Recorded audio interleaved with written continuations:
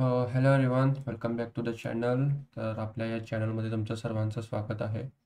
तर आज आपण डिस्कस करणार आहोत कॉम्प्युटर फंडामेंटल याविषयी. तर सेक्शन एमध्ये याचा एक घटक आहे कॉम्प्युटर फंडामेंटल, जो की सिकेट एक्झाममध्ये येतो.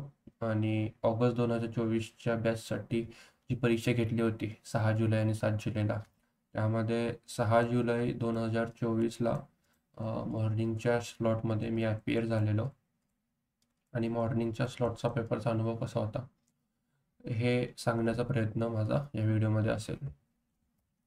तर जसं तुम्हाला स्क्रीनवर दिसतंय की हे 5 टॉपिक्स मी पूर्ण केलेले कॉम्प्युटर फंडामेंटलसाठी. ते टॅग आपल्या अधिकृत वेबसाईटवर मॅन्युअल रिलीज करतं आणि त्या मॅन्युअलमध्ये सिलेबस देतं.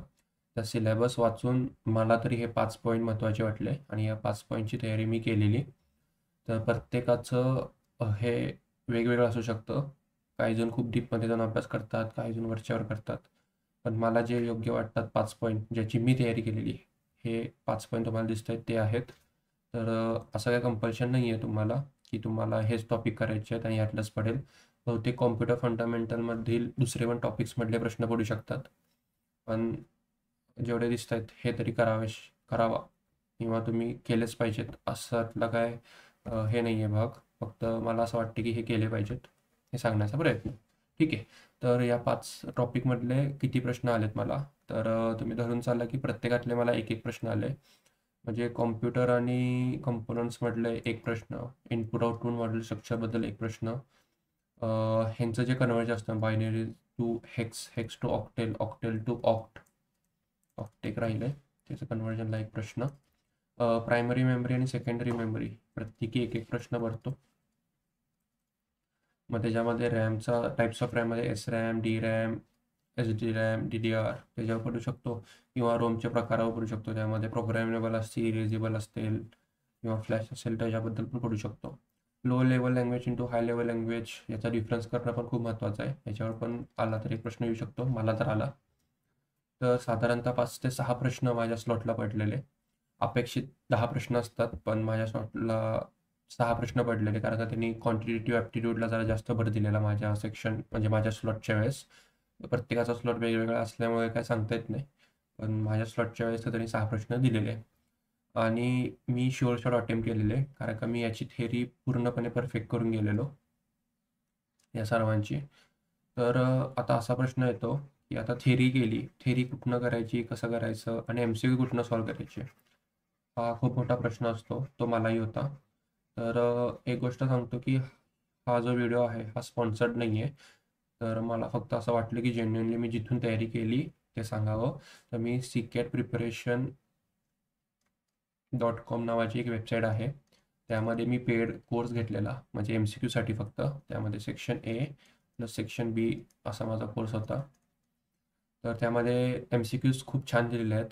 तर माझं असं म्हणणं आहे की जर ते पेड घ्यायचं तर पेड घेऊ शकता, पण इंडिया बिक्स आणि सँड फाउंड्रीसारखे पण अनेक असे वेबसाईट आहेत ज्यावर तुम्ही MCQ फ्रीमध्ये सॉल्व्ह करू शकता. आता हे तुमच्यावर आहे. जर तुम्हाला फ्रीमध्ये सॉल्व्ह करायचं करू शकता, पेड घ्यायचं असेल तर पेड घेऊ शकता. CCAT preparation.comने मला स्पॉन्सर नाही केलेलं, पण मी जिथनं केली तयारी हे खरं खरं जेन्युइनली सांगण्यामध्ये मला असं वाटतं की तथ्य आहे, म्हणून मी सांगतोय. इंडिया बिक्समधले पण मी थोडेसे प्रश्नसंच सॉल्व्ह केलेत, कारण का मला थोडंसं प्रायमरी मेमरी आणि सेकंडरी मेमरीचे जे प्रश्नसंच होतं ते इंडिया बिक्समध्ये मला आवडलेले. त्यामुळे तुम्ही इंडिया बिक्स पण प्रेफर करू शकता, फ्री आहेत. सँड फाउंड्री पण छान आहे. सँड फाउंड्री मी खरं सांगेन तर सँड फाउंड्री पण खूप महत्त्वाचं आहे. त्याचे पण प्रश्न खूप चांगले पडतात, तर तुम्ही तेही करू शकता. म्हणजे थोडे थोडे केलेत मी. या CCAT preparation.com मधले पण थोडे प्रश्न, इंडिया बिक्सचे पण थोडे प्रश्न आणि सँड फाउंड्रीचे थोडे प्रश्न, असं मी गोलमाल करून थोडंसं MCQ सॉल्व्ह केलेले. हां, एक तुम्हाला सांगावंसं वाटतं की प्रत्येक जो टॉपिक दिसतो तुम्हाला म्हणजे इंट्रोडक्शन टू कॉम्प्युटर आणि मेजर कंपोनंट्स असतील, त्यामध्ये CPU, मेमरी आणि इनपुट आउटपुट, त्याच्याबद्दल तुम्ही प्रत्येक टॉपिक जे दिसतं इथे त्याच्याबद्दल कमीत कमी तुम्ही 100 प्रश्न सॉल्व्ह केलेले अपेक्षित हवेत, कारण का मी स्वतः 100 प्रश्न सॉल्व्ह केलेले प्रत्येकाचे. याचा फायदा असा होतो की परीक्षेत जेव्हा प्रश्न येतो तेव्हा तुम्हाला पहिल्याच वाचण्यामध्ये कळून जातं की आपल्याला येतं का नाही.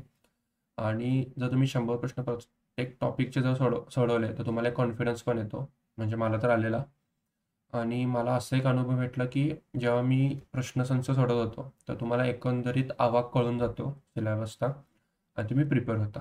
ठीक आहे. तर असं एकंदरीत कॉम्प्युटर फंडामेंटलबद्दल आहे. तर पुढचा टॉपिक घेऊन आपण पुढच्या व्हिडिओमध्ये भेटूत. तर धन्यवाद इथपर्यंत व्हिडिओ बघितल्याबद्दल आणि थँक्यू.